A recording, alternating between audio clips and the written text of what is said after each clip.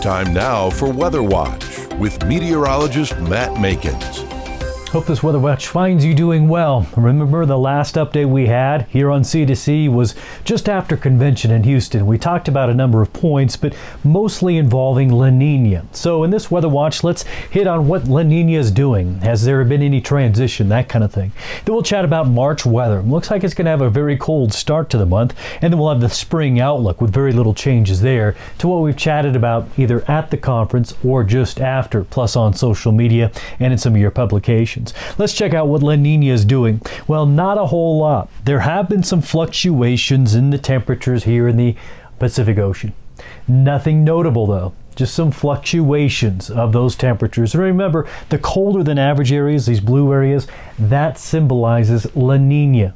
And that drives the climate pattern across the entire world, is that pocket of cold ocean water. What we expect to happen as we go throughout the next few months is this area to kind of moderate a bit, calm down if you will, come a little bit more toward average, especially this section here in the central Pacific, as well as right along the coast of South America. We'll see if we can't make a full transition into a neutral phase or even look for signs of El Nino. It's too early to do so just yet, as the ocean is really holding off on its big transition so far.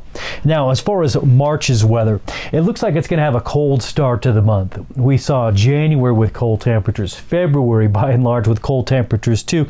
The March temperatures, if you go back historically and look at the most similar years to what we have now, those years averaged out so that most of the country was colder than average for March. It looks like this March will have cold areas, especially east of the Rockies, and mostly for the first 2 weeks of March. Then beyond, I'll update you if it changes, but it looks like temperatures to begin to moderate a bit later in March.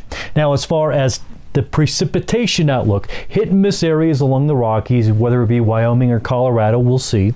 As far as California, hit and miss water there, Idaho, Nevada, the same. Around the Corn Belt, at least northern and western sections, hit and miss moisture. You go down to the south and likely drier than average. Now, as far as what we've written so far in some of the newsletters and what we talked about in Houston at the conference, the spring outlook remains the same in terms of precipitation, not favored over the southwest and the west, and temperatures likely this spring stay cooler than average for the northern plains. That's this week's Weather Watch. We'll see you next time.